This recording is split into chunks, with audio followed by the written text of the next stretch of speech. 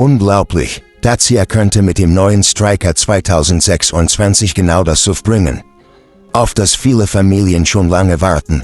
Modern, geräumig und trotzdem bezahlbar. Aber reicht das wirklich aus, um gegen die starken Konkurrenten in dieser Klasse zu bestehen?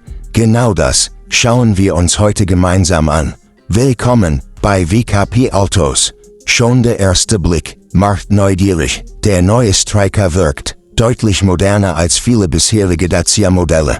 Die Front ist klar gezeichnet. Die schmalen LED-Scheinwerfer verleihen dem SUV einen hochwertigen Eindruck. Auch der Kühlergrill passt perfekt zum neuen Markenauftritt. Von der Seite fällt sofort die erhöhte Bodenfreiheit auf. Große Räder, kräftige Radkästen und eine elegante Dachlinie lassen den Stryker deutlich erwachsener wirken. Am Heck sorgen moderne LED-Rückleuchten für einen frischen Abschluss. Alles wirkt aufgeräumt, nicht überladen. Genau das gefällt vielen europäischen Käufern. Auch im Innenraum hat sich einiges verändert. Das Cockpit wirkt moderner. Ein großes Infotainment-Display steht im Mittelpunkt. Direkt davor befindet sich ein digitales Kombi-Instrument. Alle wichtigen Informationen sind schnell erreichbar, ohne den Fahrer abzulenken. Die Bedienelemente sehen logisch angeordnet aus. Das ist im Alltag oft wichtiger als riesige Displays. Auch die Materialien machen auf den ersten Blick einen besseren Eindruck als früher. Natürlich handelt es sich nicht um ein Luxus-SUV, aber genau das ist auch gar nicht das Ziel. Dacia konzentriert sich auf das Wesentliche und genau darin lag schon immer die größte Stärke der Marke. Besonders interessant ist das Platzangebot. Vorne sitzen Fahrer und Beifahrer angenehm hoch. Hinten profitieren auch Erwachsene von ausreichend Bein- und Kopffreiheit. Für Familien ist das ein echter Pluspunkt. Der Kofferraum scheint ebenfalls großzügig auszufallen. Einkäufe, Kinderwagen oder Urlaubsgepäck sollten problemlos hineinpassen. Genau solche Dinge machen im Alltag den größten Unterschied. Kommen wir zum wichtigsten Punkt, dem Antrieb. Offizielle Informationen gibt es bisher noch nicht.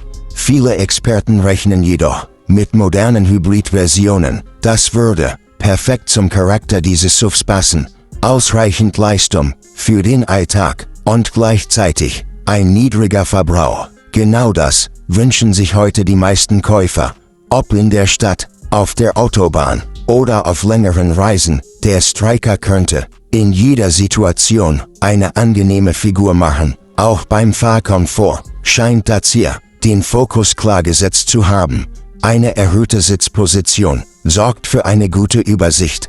Das Fahrwerk könnte Unebenheiten komfortabel ausgleichen. Gerade auf langen Strecken ist das ein echter Vorteil. Auch bei der Technik erwarten wir einen deutlichen Fortschritt. Ein modernes Infotainment-System, kabelloses Apple CarPlay, Android Auto, mehrere USB-Anschlüsse und hilfreiche Assistenzsysteme könnten selbstverständlich mit an Bord sein.